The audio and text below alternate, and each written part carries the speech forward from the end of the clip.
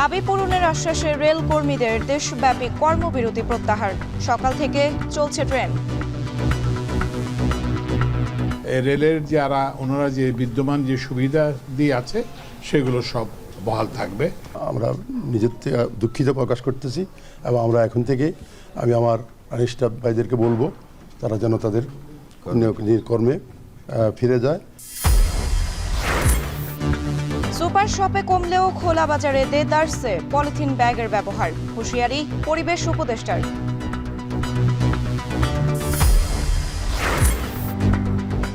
টঙ্গীর তুরাগ তীরে শুক্রবার শুরু হচ্ছে বিশ্ব ইজতেমার প্রথম পর্ব।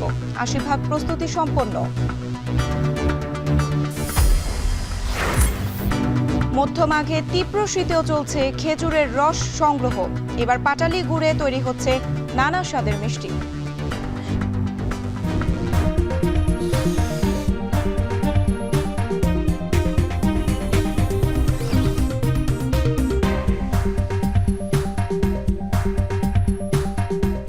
স্বাগত এখন সকালে। পুরো আয়োজন জুড়ে সঙ্গে আছি আমি সুমাইরা রাত্রি।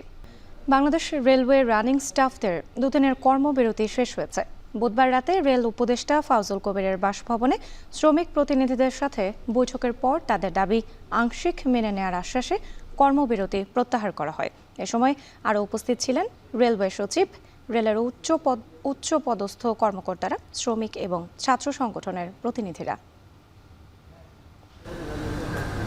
বুধবার মধ্যরাতে রেল উপদেষ্টা ফাউজুল কবির খানের বাসভবনে বৈঠকে বসেন আন্দোলনরত রেল শ্রমিকদের প্রতিনিধিরা। রেল সচিব, উচ্চপদস্থ কর্মকর্তা, শ্রমিক সংগঠনের নেতৃবৃন্দ এবং ছাত্র সংগঠনের প্রতিনিধিরাও বৈঠকে অংশ নেন। আমাদের সঙ্গে আপনারা দেখতে পাচ্ছেন যে আমাদের দীর্ঘ আলোচনার পর রেল উপদেষ্টা জানান, রানিং স্টাফদের দাবির অধিকাংশই মেনে নেওয়া হয়েছে। রেলের ওনারা যে বিদ্যমান যে সুবিধা দিয়ে আছে সেগুলো সব বহাল থাকবে। আগে থেকে চলে যেগুলো আসছে সেগুলোতে কোনো হবে না, পরিবর্তন হবে না। রানিং স্টাফ অ্যাসোসিয়েশনের সভাপতি মজিবুর রহমান রেলের সব স্টাফদের কাজে যোগ দেওয়ার আহ্বান জানান। পাশাপাশি যাত্রীদের ভোগান্তির জন্য দুঃখ প্রকাশ করেন। সেই হিসাবে আমি জনদুর্ভোগ এবং জনসাধারণের, যাত্রী সাধারণের যে আমরা করতে চাইনি কোনোদিনও। আমরা যাত্রী সাধারণের উপরে আমাদের এই দুর্ভোগ আমরা চাই না। আমরা বাধ্য হয়ে কোনো রীতি ডাক দিয়েছিলাম।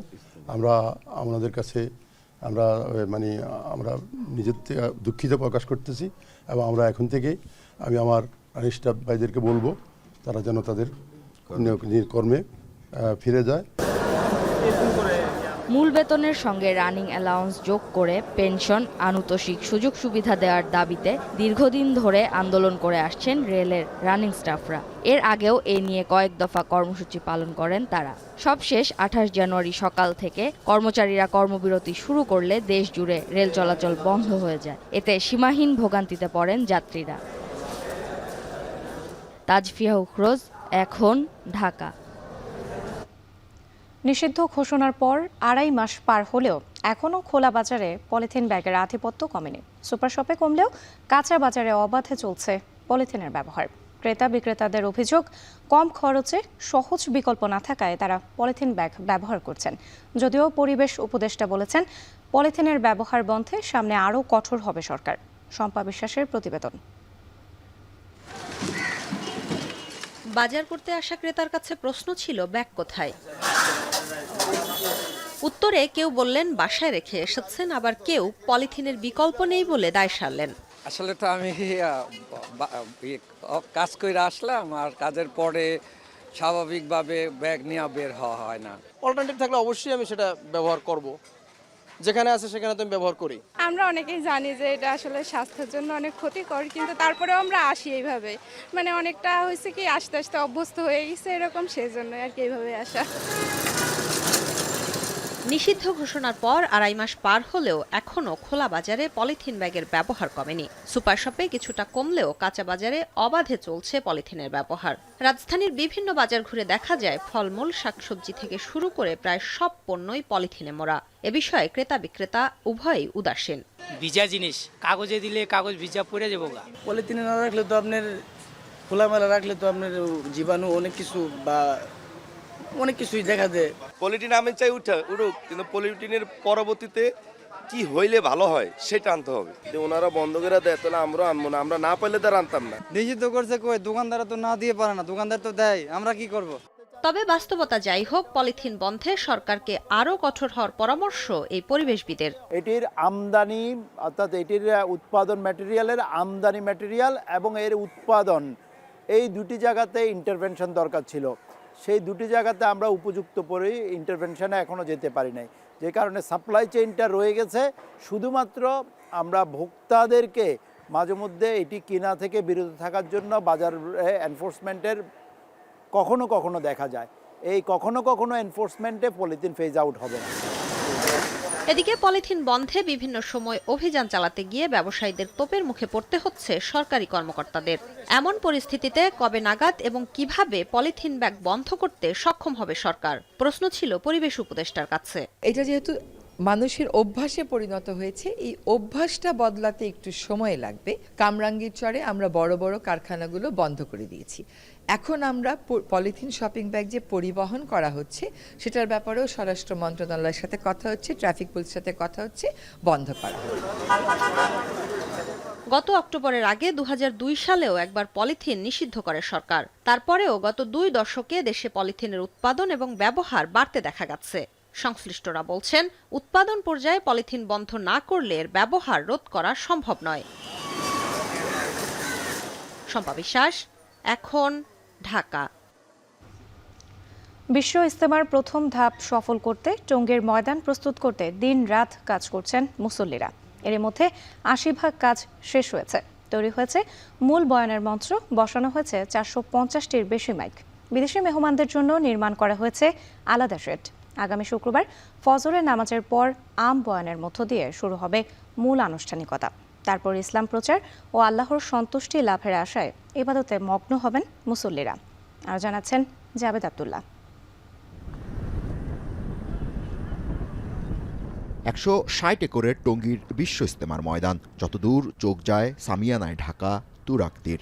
এরই মধ্যে মাঠের পশ্চিম পাশে শেষ হয়েছে মূল বয়ানের মঞ্চ তৈরির কাজ। চলছে শেষ মুহূর্তের তোড়জোড়। সংস্কার করা হচ্ছে মুসল্লিদের চলাচলের রাস্তা, অজুখানা, পয় নিষ্কাশন ব্যবস্থার। নিরাপত্তার জন্য বসানো হয়েছে 350-এর বেশি সিসি ক্যামেরা। বাংলাদেশ সেনাবাহিনীর তত্ত্বাবধানে তৈরি হয়েছে 6টি বেইলি ব্রিজ। নিশ্চিত করা হয়েছে নিরবিচ্ছিন্ন বিদ্যুৎ সরবরাহের। আগত মুসল্লিরা বলছেন, আল্লাহর নৈকট্য লাভের আশা ও অনুগ্রহ পেতে এই কাজে স্বেচ্ছায় যুক্ত হয়েছেন তারা। নিজেরাই শ্রম দিয়ে, নিজেরাই জানমাল সময় দিয়ে এগুলো আমরা তৈরি করতেছি। কারণ আল্লাহ জানমাল খরচ এটা আল্লাহর জন্য করতেছি, দিনের জন্য করতেছি। ইমানের বদলে জান্নাত দেবে, জান্নাতের যে নাজ নিয়ামত থাকবে সেগুলো দেবে আমলের বদলতে। মানুষ বেশি থেকে বেশি আমল করতে পারে, আমল শিখতে পারে, আমলদার হতে পারে, ইমানদার হতে পারে, এটাই উদ্দেশ্য। বিভিন্ন জেলার মুসল্লিদের ইবাদতের সুবিধার জন্য ময়দান জুড়ে চলছে ইট বিছানোর কাজ। বসানো হয়েছে 18টি ওয়াচ টাওয়ার। তীব্র বাতাস আর শীত থেকে রেহাই পেতে মূল খিত্তার আশেপাশে নির্মাণ করা হয়েছে টিনের শেড। পয়েন্টে পয়েন্টে 4টা 5টা 6টা এরকম 8টা করে ক্যামেরা থাকে। আর হচ্ছে আপনার স্টিলের বক্স বানছি, প্যাসকোড জয়েন দিছি, ক্যামেরা লাগাইছি। পরিবেশ আলহামদুলিল্লাহ ভালো, কাজ করে শেষের দিকে। 58তম বিশ্ব ইজতেমা সফল করার জন্য এরই মধ্যে প্রস্তুত করা হচ্ছে এই ময়দান। উলামা, মাশায়েখ ও তাবলিগ জামায়াতের মুরব্বীরা বলছে এরই মধ্যে 80% কাজ শেষ করা হয়েছে। নির্দিষ্ট সময়ের আগে আরও 20% কাজ শেষ করা হবে। ধারণা করা হচ্ছে বাংলাদেশ সহ বিশ্বের 45 থেকে 50টি রাষ্ট্রের 25 থেকে 30 লাখ মেহমান এবারের বিশ্ব ইজতেমায় অংশগ্রহণ করবে। এরপর ধর্মীয় শিক্ষা শেষে ইসলামের পবিত্র বাণী ও শান্তির বার্তা নিয়ে তাবলিগ জামায়াতের ছোট ছোট দলে ভাগ হয়ে জমিনে ছড়িয়ে পড়বে। শুরাই নিজামের মিডিয়া সমন্বয়ক বলছেন, ইজতেমা সফল করতে সব ধরনের আয়োজন শেষের পথে। এবার রেকর্ড সংখ্যক ধর্মপ্রাণ মুসল্লি ইজতেমায় অংশ নেবেন। ঢাকা এবং ঢাকার আশপাশ জেলা থেকে ধর্মপ্রাণ মুসল্লি ভাই, তাবলিগের সাথী ভাই, মাদ্রাসা তালিবুল ইলম ভাই সহ সকলেই মাঠ প্রস্তুতির কাজে নিয়োজিত হয়েছেন। ব্যাপক সংখ্যক মুসল্লিদের জায়গা দেওয়াটা আসলেই খুব কষ্টদায়ক হয়ে যায়। গত কয়েকবার ইজতেমায় আপনারা দেখে থাকবেন, আমাদের সাথী ভাইয়েরা, ধর্মপ্রাণ মুসল্লি ভাইয়েরা খুব কষ্ট করে বিভিন্ন টয়লেটের ছাদগুলোর উপরে, রাস্তার ভিতর, ধুলাবালির ভিতরে, আশেপাশে ছোট ছোট মাঠগুলোর ভিতরে খুব কষ্ট করে অবস্থান করেছিলেন। এইবার 2 ভাগে ইজতেমা হওয়ার কারণে আশা করি সেই কষ্টের কিছুটা হলেও লাঘব হবে। 31 জানুয়ারি শুরু হবে 3 দিনের বিশ্ব ইজতেমার প্রথম পর্ব। বিদেশি মেহমানরাও ইতিমধ্যে আসতে শুরু করেছেন। দ্বিতীয় পর্বের ইজতেমা শুরু হবে 3 থেকে 5 জানুয়ারি। আসন্ন বিশ্ব ইজতেমা 3 পর্বে হবে বলে জানিয়েছে শুরাই নিজাম তাবলিগ জামাত বাংলাদেশের অনুসারীরা। অপরপক্ষের তৃতীয় পর্বের ইজতেমা 14 থেকে 16 ফেব্রুয়ারি অনুষ্ঠিত হওয়ার সম্ভাবনা রয়েছে। জাবেদ আব্দুল্লাহ, এখন, টঙ্গী, গাজীপুর। বরিশালের বিএম কলেজে ভাড়া নিয়ে শিক্ষার্থীদের সাথে দ্বন্দ্ব ও বাস ভাঙচুরের প্রতিবাদ এবং নিরাপত্তা চেয়ে ধর্মঘটের ডাক দিয়েছেন বাস শ্রমিকরা। বাস চলাচল বন্ধ থাকায় বিপাকে পড়েছেন দক্ষিণাঞ্চলের বিভিন্ন রুটের যাত্রীরা। এ নিয়ে আরও জানাতে রূপাতলী বাস টার্মিনাল থেকে যুক্ত হয়েছেন অমিত হাসান। অমিত, দক্ষিণাঞ্চলের কতটি রুটে বাস চলাচল বন্ধ রয়েছে? শীতের সকালে যাত্রীদের ভোগান্তি কেমন দেখছেন? রাত্রি গতকালকে রাতের বেলা কিন্তু শিক্ষার্থীদের সাথে এখানকার যারা শ্রমিক রয়েছে তাদের একটি সংঘর্ষ হয় এবং শ্রমিকরা বলছেন যে তাদের একটি গাড়ি এ সময় ভাঙচুর করা হয় এবং এখানের যে শ্রমিক ইউনিয়নের যে অফিস রয়েছে সেটিও ভাঙচুর করা হয় এবং তার প্রতিবাদেই কিন্তু তারা আজকে সকল ধরনের বাস চলাচল এই রুটের বন্ধ করে দিয়েছে। এবং গতকালকে রাতে যে ঘটনা ঘটেছিল তারপরে কিন্তু আসলে যারা শ্রমিকরা রয়েছেন তারা মনে করছেন যে আসলে তাদের কোনো নিরাপত্তা নেই এই গাড়ি চলাচলের ক্ষেত্রে, যে কারণে আসলে তারা এই ধর্মঘটের ডাক দিয়েছেন। এবং আজ সকাল থেকে এই রূপাতলী বাস টার্মিনাল থেকে দক্ষিণাঞ্চলের প্রায় 13-14টি রুটে বাস চলাচল পুরোপুরি বন্ধ এবং এখানে যারা যাত্রীরা আসছেন আসলে তারা বাস না পেয়ে কিন্তু আবার অন্য মাধ্যমে তারা তাদের গন্তব্যে যাচ্ছেন। এবং একটু জানিয়ে রাখি যে সকালবেলা এই রূপাতলী বাস টার্মিনালটিতে কিন্তু যাত্রীদের একটি ভিড় দেখা যায়, কারণ এখান থেকেই তারা অফিস আদালতগামী যাত্রীরাও কিন্তু এখান থেকে যায় ঝালকাঠি, বিশেষ করে বাকেরগঞ্জ এলাকায়। তো সেই যাত্রীরা এখানে আসছেন এবং বাইক কিংবা অটোরিকশা কিংবা সিএনজি যোগে তারা তাদের গন্তব্যে যাচ্ছেন আমরা দেখতে পেয়েছি। এবং আরেকটু জানিয়ে রেখেছি এই বাস টার্মিনাল থেকে বরিশাল, খুলনা, ঝালকাঠি, বরগুনা, আমতলী, কুয়াকাটা, কলাপাড়া এইসব রুটে কিন্তু বাস চলাচল করে। সেই বাসগুলো পুরোপুরি বন্ধ এবং এখানকার যারা শ্রমিকরা রয়েছেন তারা বলছেন যে তাদের একটি গাড়ি গতকালকে রাতে ভাঙচুরের ঘটনা ঘটে এবং এই ঘটনার পরপরই কিন্তু তাদের যে অফিস রয়েছে কিংবা নতুন রূপাতলী বাস টার্মিনালের যে অফিস রয়েছে সেগুলোও কিন্তু তারা ভাঙচুর করেছে। এবং এক্ষেত্রে আসলে নিরাপত্তাহীনতায় ভুগছে এখানকার যারা শ্রমিক রয়েছেন তারা এমনটাই দাবি করছেন, কারণ আসলে যে কোনো সময় আসলে তাদের উপরে যে এই হামলা কিংবা এই যে অভিযোগ কিংবা এই ভাঙচুরের ঘটনা এটি কিন্তু নতুন না বলছেন তারা। এই কারণেই আসলে তারা তাদের নিরাপত্তার দাবিতে এবং তারা বলছেন যে নিরাপত্তা যতক্ষণ পর্যন্ত তাদের এনশিওর করা না হবে কিংবা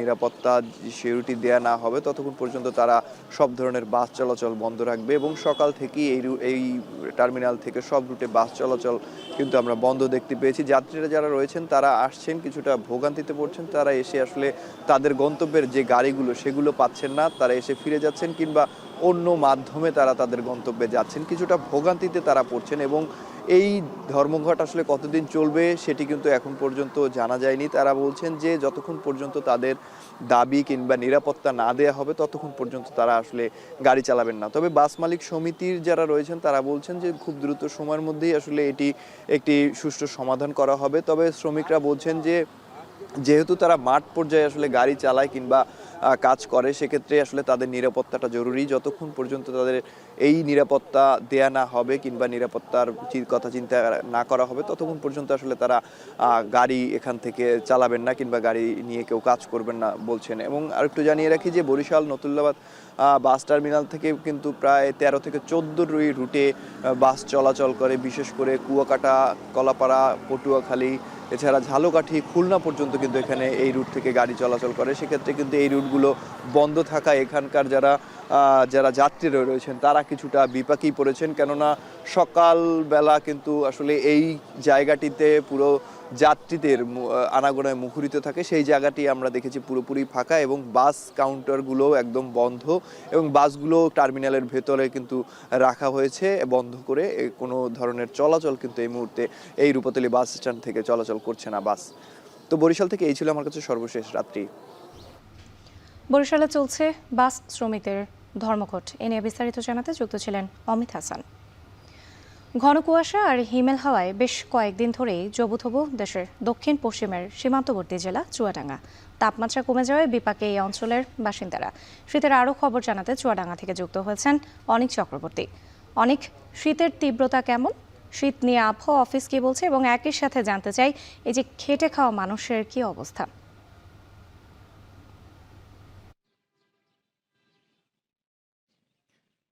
রাত্রি সবথেকে দুর্ভোগে আছে, কষ্টে আছে কিন্তু আসলে নিম্ন আয়ের ছিন্নমূল খেটে খাওয়া মানুষ। চুয়াডাঙ্গার আবহাওয়া অফিস আজকে সকাল ৬টায় চুয়াডাঙ্গায় তাপমাত্রা রেকর্ড করেছে 11.3 ডিগ্রি সেলসিয়াস। অর্থাৎ গত কয়েকদিনের যে তাপমাত্রার রেকর্ড, সেখান থেকে 1 ডিগ্রি সেলসিয়াস তাপমাত্রা বেড়েছে। এই 1 ডিগ্রি সেলসিয়াস তাপমাত্রা বাড়লেও সকালে কিন্তু ঘন কুয়াশায় ঢাকা ছিল গোটা চুয়াডাঙ্গা। সড়কে যে যানবাহনগুলো চলাচল করেছে, সেই যানবাহনগুলো কিন্তু হেডলাইট জ্বালিয়ে আসলে চলাচল করছে। পাশাপাশি আমরা দেখেছি যে ভোরে যানবাহন চলাচল করতে ছোট ছোট যে যানবাহনগুলো আছে, সেই যানবাহনগুলো কিন্তু আসলে দুর্ঘটনার কবলেও আসলে শিকার হয়েছে। এই যে শীত বাড়ায়, ঘন কুয়াশা বাড়ায়, এই ছিন্নমূল মানুষ, খেটে খাওয়া মানুষ কষ্টে আছে। এর প্রভাব পড়ে এই সময়ে তারা আসলে সব থেকে বেশি কষ্ট, বেশি দুর্ভোগে থাকে।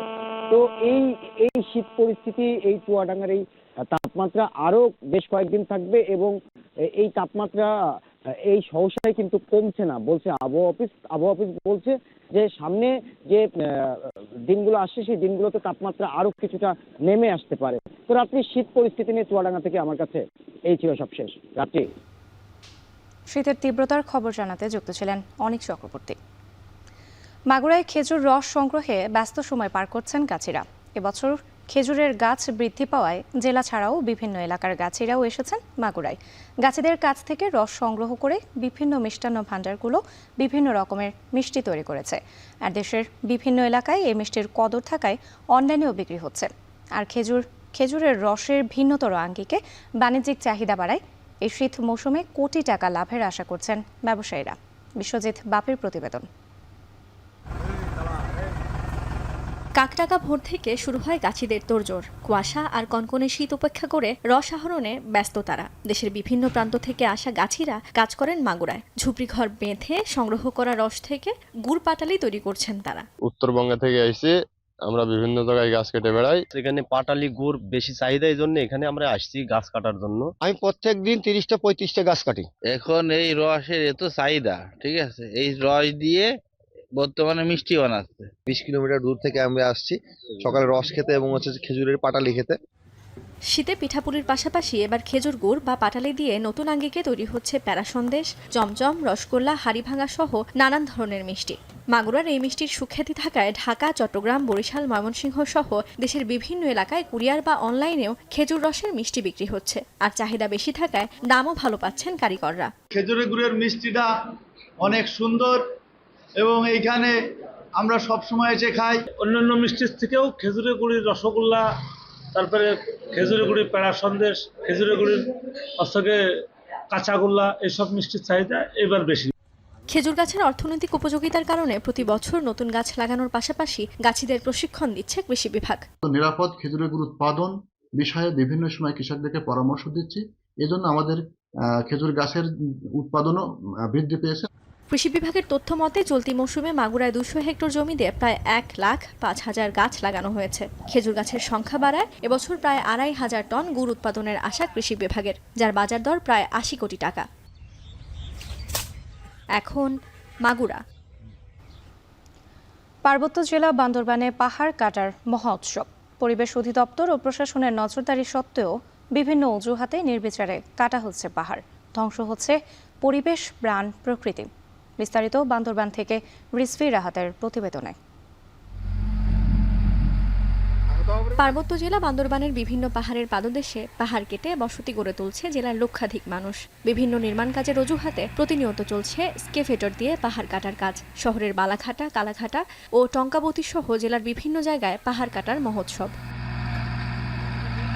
অবৈধভাবে পাহাড় কাটা বন্ধে পরিবেশ অধিদপ্তর ও প্রশাসনের নজরদারি রয়েছে। তবুও প্রশাসনের চোখ ফাঁকি দিয়ে সিন্ডিকেটরা দিনরাত সমান তালে কাটছে পাহাড়। তবে স্থানীয়দের দাবি, পরিবেশ অধিদপ্তর সহ সংশ্লিষ্টদের যোগসাজশে চলে সিন্ডিকেটের পাহাড় কাটার কাজ।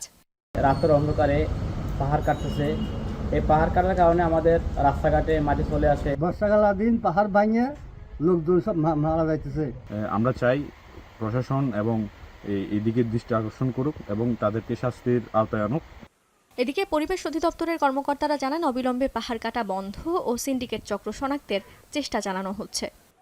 বান্দরবানে যারা অবৈধভাবে পাহাড় কর্তন করবে তাদের বিরুদ্ধে আমাদের নিয়মিত অভিযান অব্যাহত রয়েছে। এক্ষেত্রে আমরা থানায় নিয়মিত মামলা করতে পারি, এনফোর্সমেন্ট মামলা অথবা মোবাইল কোর্ট পরিচালনা করা হচ্ছে। যারা এই ধরনের অবৈধভাবে পাহাড় কর্তন করবে তাদের বিরুদ্ধে আমরা জিরো টলারেন্সে আছি। গত 1 বছরে পরিবেশ অধিদপ্তর পাহাড় কাটার সাথে জড়িতদের বিরুদ্ধে 72টি মামলা সহ অর্ধ কোটি টাকার অধিক জরিমানা করেছে। এখন বান্দরবান। এখন সকালে নিচ্ছে একটা বিরতি, ফিরছে একটু পর।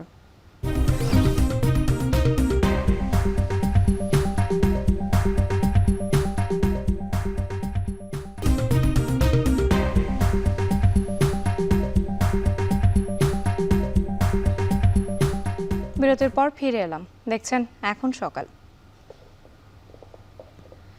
নেত্রকোনায় ঝরে পড়া শিক্ষার্থীদের জন্য চালু হওয়া বিশেষ শিক্ষণ কেন্দ্রগুলো বন্ধ হয়ে যাওয়ায় অনিশ্চয়তায় পড়েছে প্রায় 4000-এর বেশি শিক্ষার্থী। প্রকল্পের মেয়াদ শেষ হয়ে যাওয়ায় 6 মাস বাকি রেখেই বন্ধ হয়ে যায় এই কেন্দ্রগুলো। এই অবস্থায় শিক্ষার্থীদের ভবিষ্যৎ নিয়ে উদ্বেগ জানিয়েছেন অভিভাবক ও শিক্ষকরা। রিফাত আহমেদ রাসেলের প্রতিবেদন। করোনাকালে শিক্ষার্থীদের পড়াশোনার মধ্যে রাখতেই নেত্রকোনায় চালু হয়েছিল বিশেষ শিক্ষণ কেন্দ্র।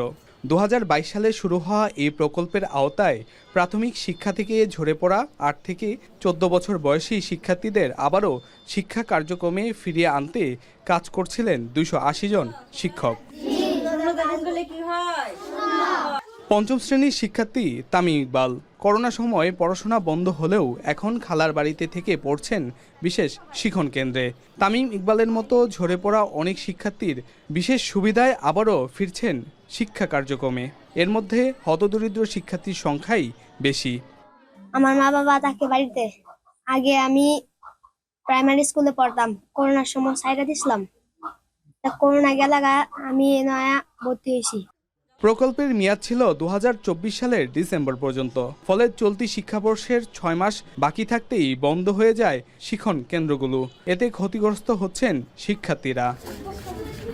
ঝরে পড়া শিক্ষার্থীদের বিদ্যালয়মুখী করতে চতুর্থ প্রাথমিক শিক্ষা উন্নয়ন কর্মসূচির আওতায় পরিচালিত হতো শিক্ষণ কেন্দ্রগুলো।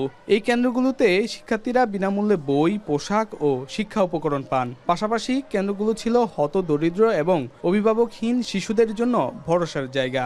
কেন্দ্র বন্ধ হয়ে যাওয়ায় পড়াশোনা বন্ধের শঙ্কায় রয়েছে অনেকেই। এখান থেকে বই, কলম, খাতা, ব্যাগ, স্কুল ড্রেস সবই দেয়। আমি স্কুলে পড়তাম না, এখন এখানে স্কুল পেয়েছি, এখানে ভর্তি হয়েছি। এখান থেকে আমি বাংলা, ইংরেজি, গণিত এবং আরো অনেক কিছু শিখতে পারছি এবং করতে পারছি।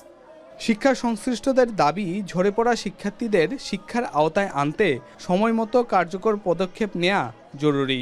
অন্যদিকে অভিভাবকরা জানান, প্রকল্পের মেয়াদ বিশেষ বিবেচনায় বাড়ানো অথবা বিকল্প কোনো ব্যবস্থা নেওয়া না হলে অনেক শিক্ষার্থী স্থায়ীভাবে ঝরে পড়ার শঙ্কায় থাকবে।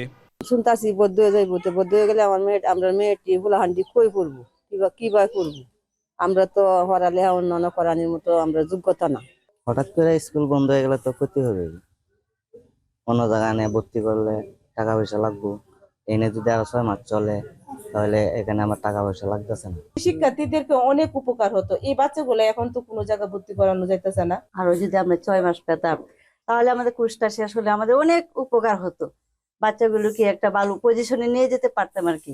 এই বাচ্চাগুলোকে আবার মূলধারায় ফিরিয়ে আনার ব্যবস্থা করা হোক। এটাকে খুব জোর দিয়ে আমাদের সরকারের উপ-আনুষ্ঠানিক শিক্ষা কার্যক্রমের যারা কর্মকর্তারা আছেন তারা এটা খোঁজ নিক এবং তথ্য সংগ্রহ করে তারা এই ছেলেগুলোকে বা এই ছেলে মেয়েগুলোকে আবার স্কুলে ভর্তির ব্যবস্থা করে দেবে। জেলা শিক্ষা কর্মকর্তা জানাচ্ছেন, শিক্ষণ কেন্দ্রের বেশিরভাগ শিক্ষার্থীকে প্রাথমিক বিদ্যালয়ে ভর্তির নির্দেশনা দেওয়া হয়েছে। তবে কিছু শিক্ষার্থী ঝরে পড়তে পারে। কিছু শিশু ঝরে পড়তে পারে, তো সেই ক্ষেত্রে আমাদেরকে একটু উদ্যোগী হতে হবে যাতে কোনো শিশু যেন আমাদের বাদ না পড়ে। আমরা যে বাস্তবায়নকারী যে এনজিও, সেই এনজিওকে আমরা বলেছি যাতে 100% শিশুকে জন্য আমরা বিদ্যালয়ে ভর্তি করা হয় সরকারি প্রাথমিক বিদ্যালয়গুলোতে, তারা সেটা এনশিওর করে। নেত্রকোনার সদর, আটপাড়া, পূর্বধলা ও কলমাকান্দা উপজেলার মোট 280টি কেন্দ্র বন্ধ হয়ে যাওয়ায় প্রায় 4200 জন শিক্ষার্থীর ভবিষ্যৎ এখন অনিশ্চিত। রিফাত আহমেদ রাসেল, এখন নেত্রকোনা। চলতি বছর চাঁদপুরের রেকর্ড পরিমাণ জমিতে মিষ্টি কুমড়ার আবাদ হয়েছে।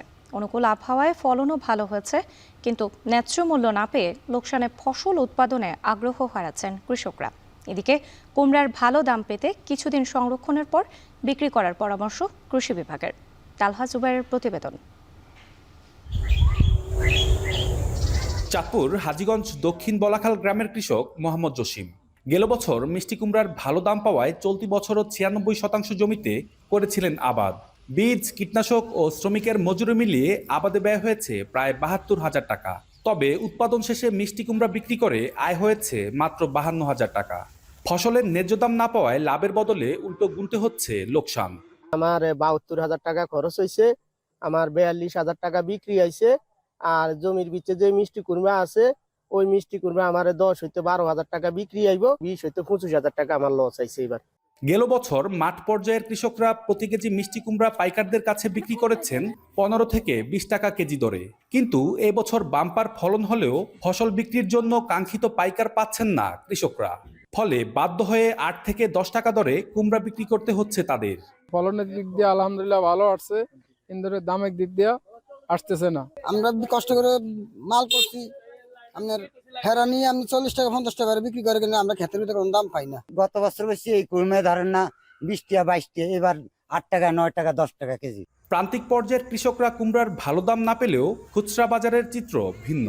উৎপাদক পর্যায়ে প্রতি কেজি 10 টাকা দরে বিক্রি হওয়া মিষ্টি কুমড়া স্থানীয় খুচরা বাজারে ক্রেতাদের কিনতে হচ্ছে 30 থেকে 40 টাকায়।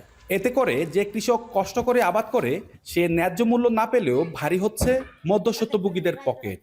ইনসাইডটা বেয়ারি ঘুরে আসে তো মালটা, এই জন্য এরকম আমরা একটু কিনতে হয়, তাহলে আমরা 30 টাকা বেশি বা 35 বেশি। আমরা 40 টাকা পাচ্ছি, এই নিচ্ছি, কম করে নিচ্ছি, কাইটা নিচ্ছি। কৃষি বিভাগের পরামর্শ কুমড়ার ভালো দাম পেতে কিছুদিন সংরক্ষণের পর বিক্রি করার। আমরা কৃষকের কাছে গিয়েছি, তারা বলেছে যে বাজার মূল্য এইবার সর্বোচ্চ 10 টাকায় তারা পাচ্ছে। তো সেই প্রেক্ষাপটেই আমরা বলেছি যে আপনারা মিষ্টি কুমড়াগুলোকে যদি মাঠ থেকে নিয়ে বসত বাড়িতে সংরক্ষণ করে রাখতে পারেন, সেই ক্ষেত্রে বাজার মূল্য ভালো পাওয়ার সম্ভাবনা আছে এবং তারা তাদের ক্ষতি পুষিয়ে নিতে পারবে এবং উদ্বুদ্ধ হবে। কৃষি অধিদপ্তরের তথ্য মতে চলতি বছর চাঁদপুরে প্রায় 13,500 কৃষক 1135 হেক্টর জমিতে মিষ্টি কুমড়ার চাষাবাদ করেছেন, যা গত বছরের তুলনায় প্রায় 40 ভাগ বেশি। এবছর প্রায় 25,000 মেট্রিক টন মিষ্টি কুমড়ার উৎপাদনের সম্ভাবনা রয়েছে। মাথার ঘাম পায়ে ফেলে ফসল উৎপাদন করেও কৃষক বঞ্চিত হচ্ছে ন্যায্য মূল্য থেকে। মধ্যস্বত্বভোগীরা খেয়ে নিচ্ছে কৃষকের লাভ। তাই সারা বছর কষ্ট করেও ভাগ্যের কোনো পরিবর্তন হচ্ছে না কৃষকের জীবনের। এমন পরিস্থিতি বদলাতে প্রয়োজন কৃষকের উৎপাদিত পণ্যের ন্যায্য মূল্য নিশ্চিত করা। তালহা জুবাইর, এখন চাঁদপুর। এখন সকালে নিচ্ছে আরও একটি বিরতি, ফিরছি একটু পর।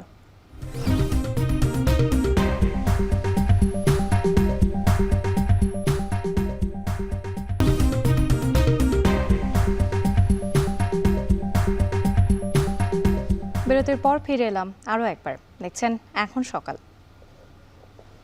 এবারে দেশের বাইরের প্রসঙ্গ। আফগানিস্তানের প্রতি 3 জনের একজন চরম খাদ্য সংকটের মুখে আছে বলে জানিয়েছে বিশ্ব খাদ্য কর্মসূচি। তালেবানের প্রায় 4 বছরের শাসনামলে ধস নেমেছে দেশটির অর্থনীতিতে। জলবায়ু সংকটে বিলীন হয়েছে কৃষি জমি ও আবাসস্থল। এই অবস্থায় মার্কিন সহায়তা বন্ধ হলে চরম বিপর্যয়ে পড়বে আফগানিস্তান। এছাড়া তালেবান নেতাদের উপর আছে গ্রেপ্তারি পরোয়ানার আদেশ।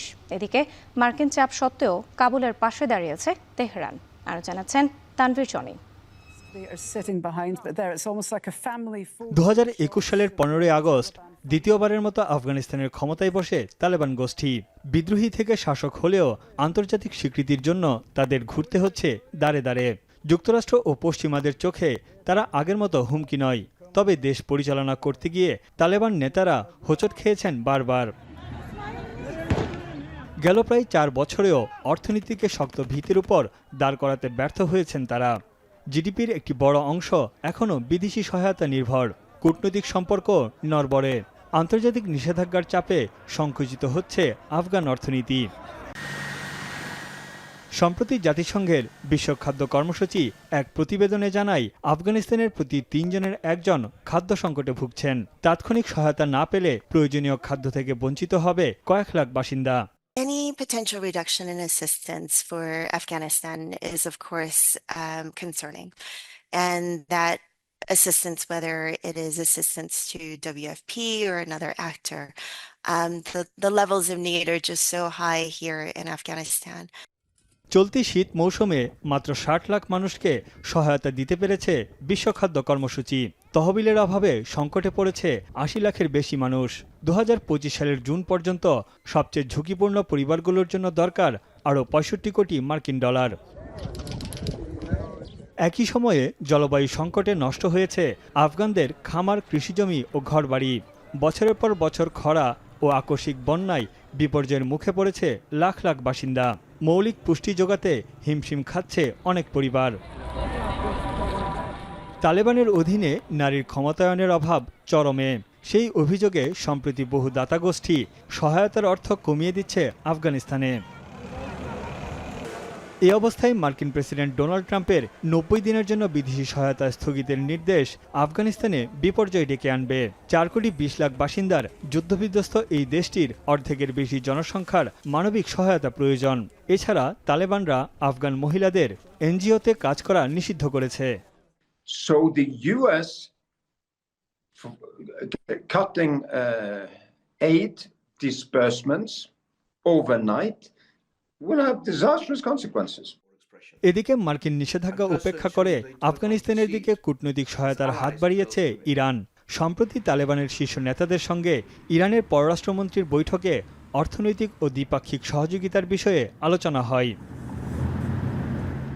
অন্যদিকে নারী বৈষম্য ও নারীর বিরুদ্ধে মানবতাবিরোধী অপরাধের অভিযোগে তালেবানের শীর্ষ নেতাদের বিরুদ্ধে গ্রেপ্তারি পরোয়ানা জারির আবেদন করা হয়েছে। আন্তর্জাতিক অপরাধ আদালতে আবেদনটি করেন কৌশলী করিম খান। এই গ্রেপ্তারি পরোয়ানা জারিকে রাজনৈতিকভাবে উদ্দেশ্য প্রণোদিত বলে মন্তব্য করেছে তালেবান সরকার। তানভীর জানি, এখন বিশ্ব। এবার খেলার খবর। পারিশ্রমিক ইস্যুতে দুর্বার রাজশাহী কেবল নয়, স্বেচ্ছাচারিতা করছে চিটাগং কিংসও। দেশি পারভেজ ইমনের পর 2 বিদেশি ক্রিকেটারকে চুক্তির 1 টাকাও শোধ করেনি দলটি। টাকা না পেয়ে দেশে ফিরে যেতে চাইলেও কোনো সহায়তা করা হয়নি বলে অভিযোগ করেছেন তারা। অভিযোগ স্বীকার করে দ্রুতই পারিশ্রমিক পরিশোধের আশ্বাস দিয়েছেন ফ্র্যাঞ্চাইজিটির কর্ণধার সামির কাদের চৌধুরী। রেদওয়ান শাওনের প্রতিবেদন। বিপিএল এর 11তম আসর যেন রূপ নিয়েছে রঙ্গ তামাশার মঞ্চে। দুর্বার রাজশাহীর ক্রিকেটারদের পারিশ্রমিক আর একের পর এক চেক জালিয়াতির ঘটনায় ঢাকা পড়েছে মাঠের ক্রিকেট। কেবল রাজশাহী নয়, পারিশ্রমিক নিয়ে ৯-৬ করছে আরেকটি ফ্র্যাঞ্চাইজি চিটাগাং কিংসও। জাতীয় দলের তরুণ ওপেনার পারভেজ ইমন কোনো টাকা না পেয়ে মাঝপথে দল ছেড়েছেন। জানা গেছে আসর শেষ হতে চললেও এখনো কোনো কানাকড়ি হাতে পাননি চিটাগাংয়ের 2 বিদেশি ক্রিকেটার। আফগান অলরাউন্ডার জুবায়েদ আকবরী চট্টলার হয়ে এখন পর্যন্ত সুযোগ পেয়েছেন 1 ম্যাচে। পাশে থাকা আরেক ক্রিকেটার পাকিস্তানের খোয়াজা নাফে এখন পর্যন্ত একাদশে সুযোগ না মিললেও ফ্র্যাঞ্চাইজিটির সাথে চুক্তি করে এসেছেন বিপিএলে। তবে এই 2 ক্রিকেটারের অভিযোগ এখন পর্যন্ত পারিশ্রমিকের কোনো অর্থই পাননি তারা। ক্যামেরায় কথা বলতে রাজি না হলেও 2 ক্রিকেটার জানান পারিশ্রমিকের জন্য মালিকের সাথে বারবার যোগাযোগের চেষ্টা করেও লাভ হয়নি। বারবার তারিখ দিলেও পরিশোধ হয়নি প্রাপ্য পারিশ্রমিক। আফগান ক্রিকেটার জুবায়েদের দাবি অর্থ না পেয়ে দেশে ফিরে যাওয়ার কথাও জানিয়েছেন টিম ম্যানেজমেন্টকে। তাতেও কোনো সহায়তা করা হয়নি দলটির মালিক পক্ষ থেকে।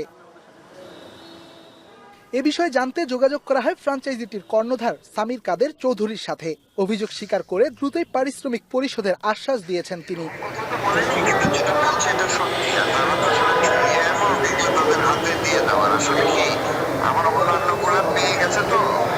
মোটামুটি 80-90% 100% প্লেয়াররা আছে, তো এরা একটু বেশি উত্তেজিত শুরু করছে। প্রথমে রাজশাহী, এবার চট্টগ্রাম। বিদেশি ক্রিকেটারদের সাথে পারিশ্রমিক ইস্যুতে দলগুলোর তালবাহানা যেন চলছেই। কোনোভাবেই ফ্র্যাঞ্চাইজিগুলোর এমন স্বেচ্ছাচারিতা থামাতে পারছে না বিসিবিও। এভাবে চলতে থাকলে পরবর্তীতে বিপিএল এর আসরে বিশ্ব তারকাদের দেখা মিলবে কিনা প্রশ্নটা থেকেই যায়। রেদওয়ান শাওন, এখন, ঢাকা।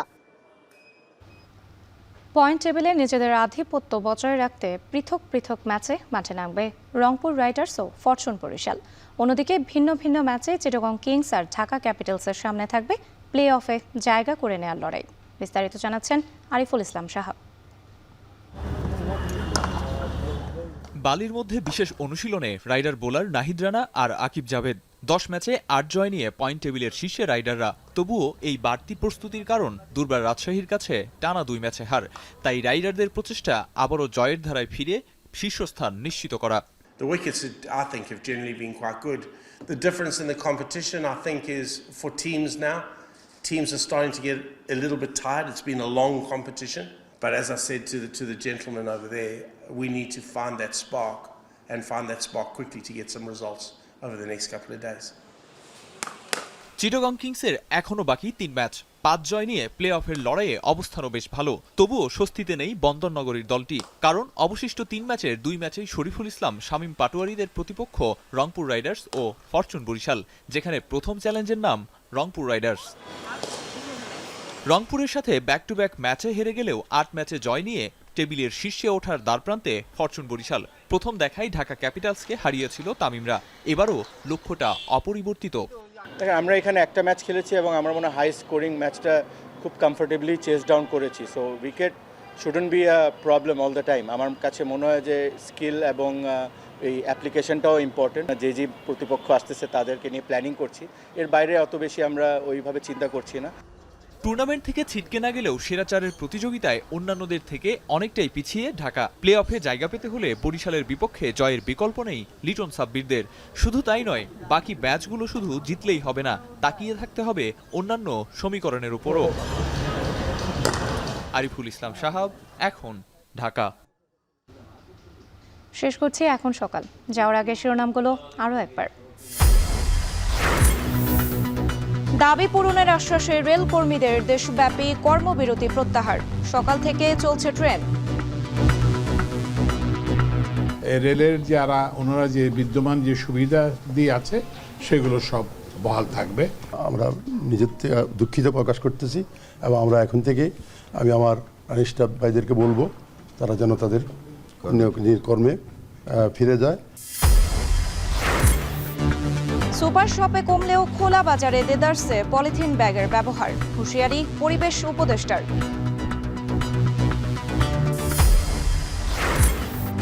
টঙ্গীর তুরাগ তীরে শুক্রবার শুরু হচ্ছে বিশ্ব ইজতেমার প্রথম পর্ব, ৮০% কাজ সম্পন্ন।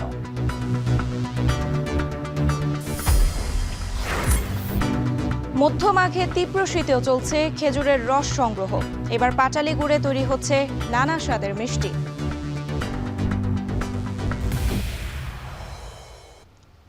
এই ছিল এখন সকালের আয়োজনে। এখন টেলিভিশন ওয়েবসাইটে দেখতে ভিজিট করুন www.ekon.tv। এছাড়া ফেসবুকে দেখতে ভিজিট করুন facebook.com/tv.ekon এবং ইউটিউবে এখন টেলিভিশন দেখতে ভিজিট করুন youtube.com/c/ekontv।